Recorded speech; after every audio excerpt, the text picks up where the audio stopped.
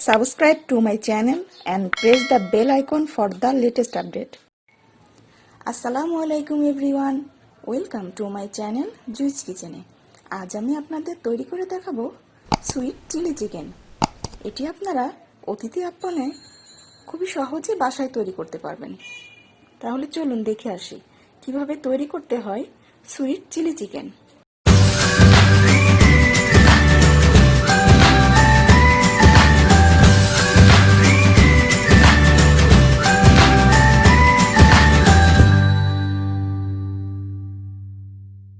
এখানে আমি মুরগির মাংস নিয়ে নিয়েছি। আপনারা হাড় ছাড়া মুরগির মাংস ব্যবহার করবেন। আমি এখানে মুরগির বুকের মাংস নিয়েছি। মাংসটাকে ধুয়ে পরিষ্কার করে পানি ঝরিয়ে নিয়েছি। এর ভিতরে দিয়ে দিব হাফ চামচ রসুন বাটা, হাফ চামচ আদা বাটা, হাফ চামচ লবণ, হাফ চামচ গোলমরিচ গুঁড়া, দিয়ে দিব একটা ডিম,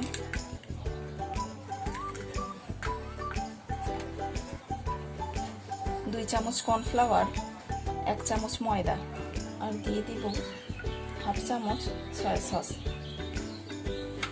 এবার এগুলোকে ভালো করে মিশিয়ে নেব। ভালো করে মুরগির গায়ে সব মশলাগুলো মাখিয়ে নিতে হবে।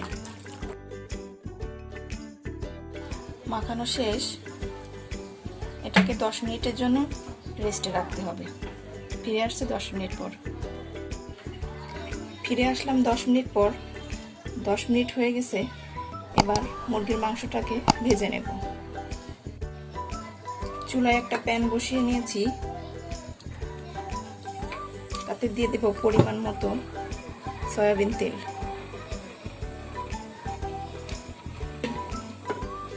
তেলটা গরম হয়ে গেলে মুরগিগুলোকে একটা একটা করে দিয়ে দিব। একটু ফাঁকা ফাঁকা করে দিবেন যাতে একটার সাথে একটা লেগে না যায়।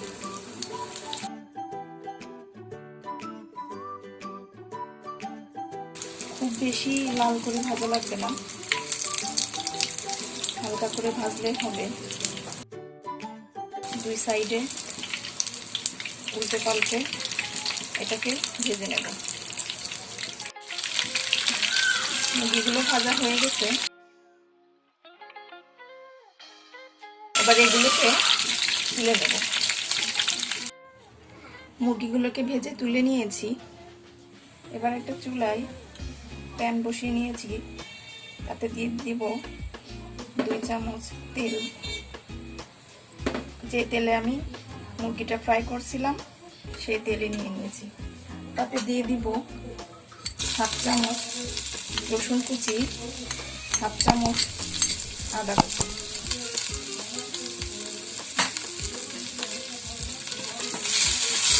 ভালোভাবে ভেজে নিতে হবে। ভাজা হয়ে গেলে এতে দিয়ে দিব 2 টেবিল চামচ টমেটো বাটা।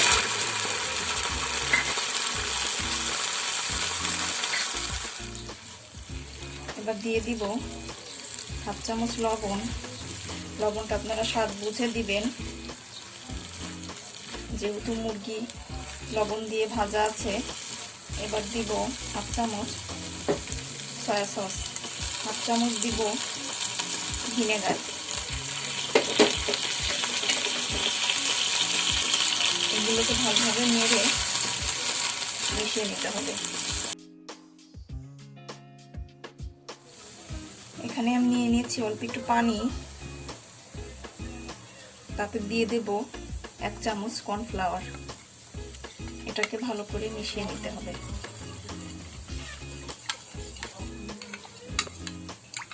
এটাকে মিশিয়ে আমি এখানে দিয়ে দিব। কর্নফ্লাওয়ার দেওয়ার পরে ভালোভাবে এটাকে নেড়ে মিশিয়ে নিতে হবে। তারপরে দিয়ে দিব হাফ চামচ গোলমরিচের গুঁড়া। তারপরে দিয়ে দিব ভাজা মাংসগুলো। মিশিয়ে নিতে হবে ভালো করে।